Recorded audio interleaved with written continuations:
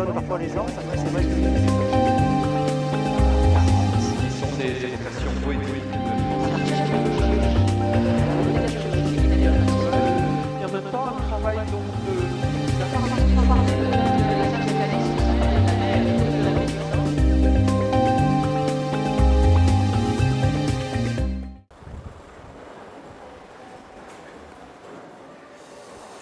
Bonjour et bienvenue au MAMAC. Aujourd'hui, nous allons découvrir une exposition autour du Judson Dance Theatre, qui est un collectif de danseurs qui a été créé entre 1962 et 1964. Avec mon co-commissaire Andreas Petrosian, nous avons décidé de vous raconter cette histoire, mais pas que, puisque cette exposition se partage en 4 sections. Avant Judson, pendant Judson, un petit peu l'expansion de la Judson et après ces années du collectif. Eh bien, je vous invite à me suivre, on va découvrir ensemble cette exposition. Donc la première partie de l'exposition, c'est avant le Judson Dance. On a voulu vous raconter ce qui s'était passé un petit peu avant la création de ce collectif, et en particulier l'histoire du lieu où a évolué ce collectif. Donc avant tout, le Judson Dance Theatre, c'est aussi le lieu qui est le Judson Memorial Church, qui était à New York, près de Washington Square, qui est une église protestante, non désacralisée, qui a accueilli et qui accueille encore de nos jours beaucoup de performances, d'expositions, d'installations, de festivals musicaux, de poésie, de théâtre.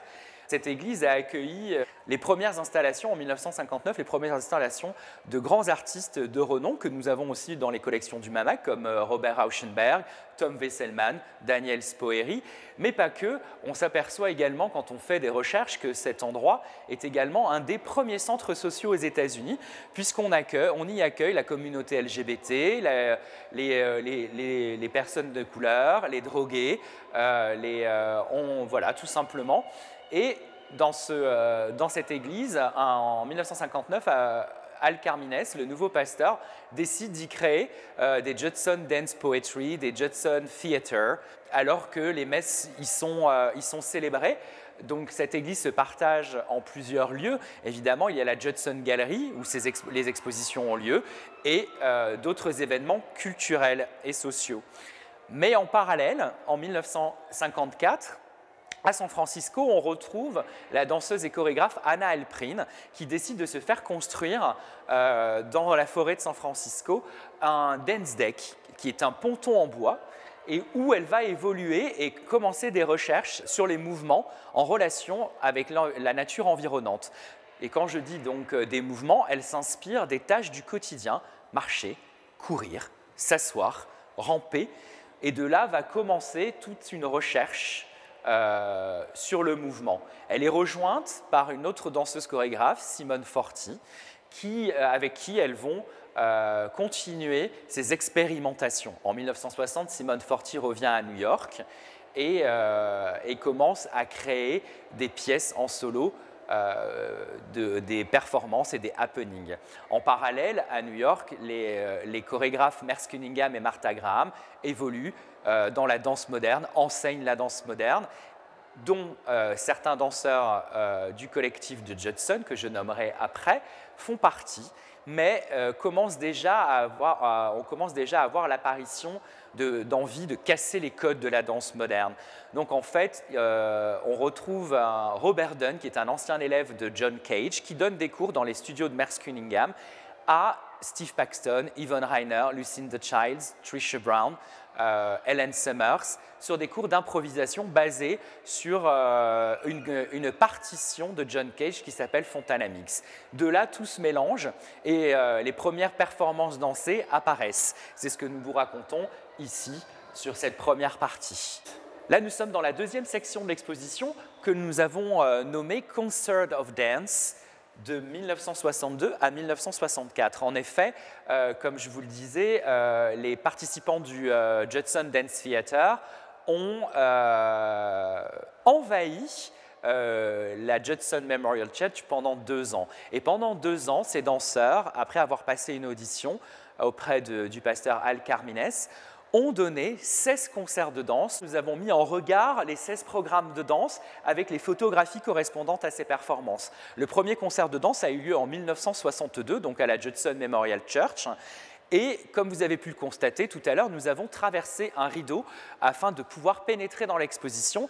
Nous avons rejoué exactement ce que Helen Summers, une des performeuses du groupe, a fait lors du premier concert de danse. C'est-à-dire 15 minutes avant la première performance dansée, Helen a souhaité projeter cette vidéo afin que les spectateurs puissent rentrer dans cette représentation par cette vidéo et deviennent ainsi eux-mêmes performeurs. Il faut savoir que, en plus des danseurs, il y avait dans ce groupe des non-danseurs, des artistes, des poètes. Tout le monde était le bienvenu. On a affaire à un effet démocratique qui est assez nouveau.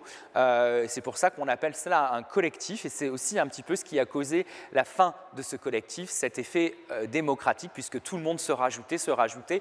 En 1964, on assiste à la fin du Judson Dance Theatre, mais les danseurs, comme Yvonne Rainer, Lucinda Childs en premier, décident de commencer à créer en solo.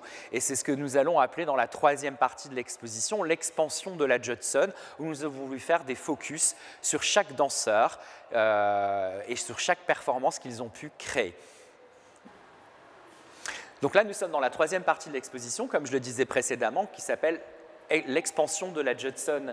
En fait, en 1963, lors du concert numéro 16, Lucinda Childs présente une pièce en solo qu'on peut découvrir ici. Nous avons fait un coin dédié à Lucinda Childs avec une vidéo de Ruth Childs qui est sa nièce et qui reprend 3 solos que Lucinda a créés dans les années 60. Donc ici, vous verrez Pastime, Carnation et Museum Peace. Ce sont des pièces où elle utilise des objets du quotidien et aussi elle commence aussi un petit peu à exprimer un côté féministe, donc voire même politique. Donc ici, nous avons vraiment tout son travail et on peut s'apercevoir que nous avons des documents originaux qui sont traités par le Centre national de la danse à Paris, qui sont des compositions que nous appelons en anglais des scores, mais qui sont un petit peu donc des partitions de danse. Effectivement, tout ce collectif, ce qu'ils ont créé, c'est des mouvements de danse, comme je le disais tout à l'heure, marcher, courir, parler, danser évidemment. Et ici, nous avons l'espace scénique que Lucinda Childs a créé elle-même, qu'elle a noté. C'est pour ça que nous appelons ça des notations. Et tout ce coin dédié à Lucinda Childs, et nous avons fait un focus sur d'autres danseurs comme Yvonne Rainer, qui a été aussi une des figures emblématiques de ce collectif et qui a elle-même créé des solos. Alors, même si ces performeurs créés en solo, ce n'est pas pour ça que les autres n'ont pas participé à leur création. Ils se sont toujours très bien entendus et ont toujours collaboré ensemble, mais la création collective a fait la place à la création solo. Donc là, nous avons effectivement plusieurs performances emblématiques, dont celle également de Robert Rauschenberg et de Robert Morris, qui étaient très présents dans ce collectif. Et grâce à la notoriété de Robert Rauschenberg, quelques danseurs, Steve Paxson, Lucinda Childs, Deborah Hay, ou bien même Yvonne Rainer, ont profité de la notoriété de cet artiste qui avait déjà le vent en poupe dans les années 60 pour pouvoir faire décoller un petit peu leur carrière de chorégraphes qui sont encore connus aujourd'hui. Donc il faut savoir, à l'heure de la danse contemporaine d'aujourd'hui, les références qui sont utilisées par les chorégraphes sont encore les références de ce collectif des années 60. Donc là, nous arrivons dans la dernière partie de l'exposition que nous avons intitulée « Après l'époque du Judson ». Il était intéressant pour nous de traiter le sujet, effectivement, après la chute du collectif, le Judson Dance Theatre, est apparu, toujours dans la Judson Memorial Church, un artiste, John Hendricks, dès 1966, qui a occupé l'espace de la Judson Gallery, donc qui était dédié plutôt à l'art et peinture, sculpture, installation, en collaboration avec le pasteur Al Carmins. John Hendricks, qui est le créateur du Guerrilla Art Action Group, propose en réponse au gouvernement américain, puisqu'on est à cette époque-là au début de la guerre du Vietnam, d'investir les lieux. Par exemple, en 1968, il organise une exposition qui s'appelle 12 Evenings of Manipulation, où certains artistes proposent des vidéos expérimentales. Helen Summers, que nous avons retrouvé précédemment dans le Judson Dance Theater, reprend des séquences de films et en crée un nouveau qui s'appelle Judson Fragments. Mais l'impact le plus important, c'est un événement qui a lieu en 1970 que John Hendricks organise, qui s'appelle, c'est une exposition qui s'intitule The People Flag Show. Effectivement, on est à l'apogée de la guerre du Vietnam et en réaction à cela, puisque le peuple américain se sent lésé par cette guerre, John Hendricks organise cette exposition où il demande à plusieurs artistes d'intervenir en se servant du symbole majeur des États-Unis, à savoir le drapeau américain. Chaque artiste va créer une performance, une œuvre intégrant le drapeau américain. Et Yvonne Rainer, une des performeuses du Judson Dance Theater, propose une performance qui est celle qui est la plus connue, Trio A, mais Trio A Flag Show. C'est-à-dire que chaque danseur évolue dans un espace scénique avec le drapeau américain accroché autour du cou et simplement vêtu de ce symbole. C'est-à-dire que ces danseurs sont nus et évoluent avec le drapeau américain accroché autour du cou. À la fin de cette exposition, les 3 organisateurs sont arrêtés par la police car en fait, ils jettent dans l'espace de l'exposition le drapeau américain et le brûlent. Donc on est vraiment en contestation de la guerre du Vietnam, du gouvernement en place à ce moment-là.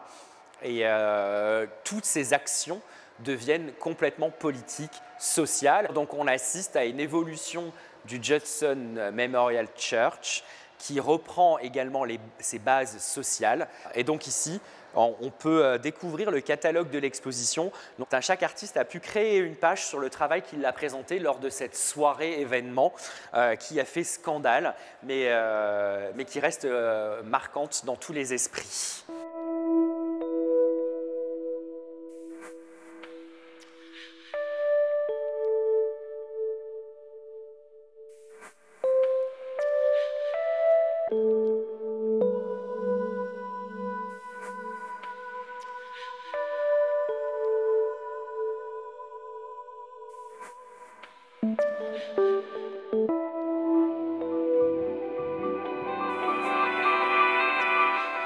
Cette exposition, on peut la découvrir et venir la visiter jusqu'au 7 avril 2019 au Musée d'Art moderne et d'Art contemporain de Nice.